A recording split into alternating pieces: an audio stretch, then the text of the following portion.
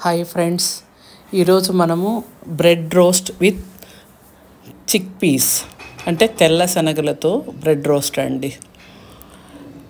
Butter, garlic, కొత్తిమీర సన్న పీసెస్గా కట్ చేసుకొని అందులో కలుపుకోవాలండి. బటర్లో కలుపుకోవాలి.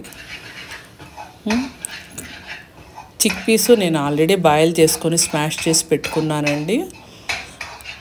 ఇప్పుడు 4 బ్రెడ్ స్లైసెస్ మీద ఈ బటర్ గార్లిక్ మిక్స్ను మొత్తానికి స్ప్రెడ్ చేయాలండి నీట్గా.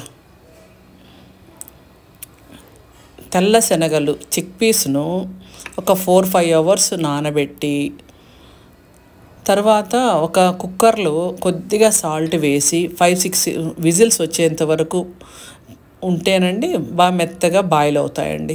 దాన్ని తీసి చల్లార్చిన తర్వాత స్మాష్ చేసి పెట్టుకోవాలి. ఈ బ్రెడ్ స్లైసెస్ను 4 స్ప్రెడ్ చేసుకున్న తర్వాత స్టవ్ వెలిగించి ఈ పెనము పెట్టుకొని దాని 4 స్లైసెస్ను బటర్ అప్లై చేసి రోస్ట్ చేసుకోవడానికి పెట్టుకోవాలండి. ఒక 5 మినిట్స్ తర్వాత రోస్ట్ అయినటువంటి బ్రెడ్ స్లైస్ను మెల్లిగా తిరగేయాలండి. ఒక పక్కన స్పూన్ పెట్టుకొని అట్ల కాడతో మెల్లిగా వేస్తే కొంచెం పడిపోకుండా నీట్గా వస్తుందండి. దాన్ని ప్రెస్ చేయాలి. ఆ విధంగా ప్రెస్ చేస్తే మనకు బ్రెడ్కు బాగా అబ్జర్వ్ అవుతుంది. 4 ఈ విధంగా పెట్టుకున్న తర్వాత లైట్గా బటర్ అప్లై చేయాలండి. అన్నీ ప్రెస్ చేసుకొని మెల్లిగా బటర్ అప్లై చేస్తే ఇంకొద్దిగా బాగా రోస్ట్ అవుతాయండి. ఇది హెల్త్కు చాలా మంచిదండి.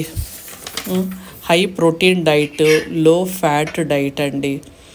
ఈ బ్రెడ్ కూడా మైదా లేకుండా ఉన్న వీట్ బ్రెడ్ అండి.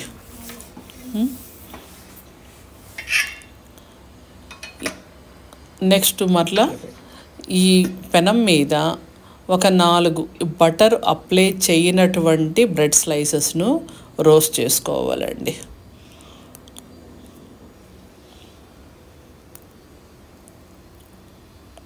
ఒక 2-3 మినిట్స్ తర్వాత కొంచెం కలర్ చేంజ్ అవుతుంది. దాన్ని మరలా తిరగేసి ఇంకో సైడ్ కూడా మనం ఫ్రై చేసుకోవాలండి. ఇప్పుడు ఇవి కూడా తీసుకొని గ్రీన్ చిల్లీ చట్నీ అండి. కొత్తిమీర, పుదీనా, గార్లిక్ మిక్సీ వేసుకుంటే గ్రీన్ చట్నీ వస్తుందండి. చిక్ పీస్ మీద బ్లాక్ పెప్పర్ వేసి మిక్స్ చేసుకోవాలి. ఈ ఫ్రై చేసుకున్నటువంటి రోస్ట్ చేసుకున్నటువంటి బ్రెడ్ స్లైస్ మీద గ్రీన్ చట్నీ అప్లై చేసి దాని మీద చిక్ పీస్ కొంచెం స్ప్రెడ్ చేసి దాని మీద సన్నగా కట్ చేసినటువంటి ఆనియన్స్ అండి.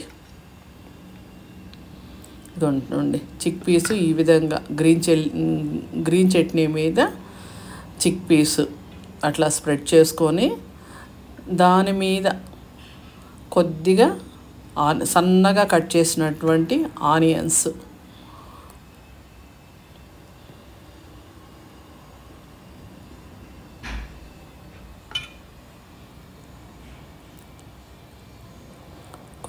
సన్నగా కట్ చేసినటువంటి ఆనియన్స్ స్ప్రెడ్ చేసి ఈ రోస్ట్ చేసినటువంటి ఇంకొక స్లైస్ను దాని మీద పెట్టి నెక్స్ట్ ఇది రెడీ ఫర్ సర్వ్ అండి.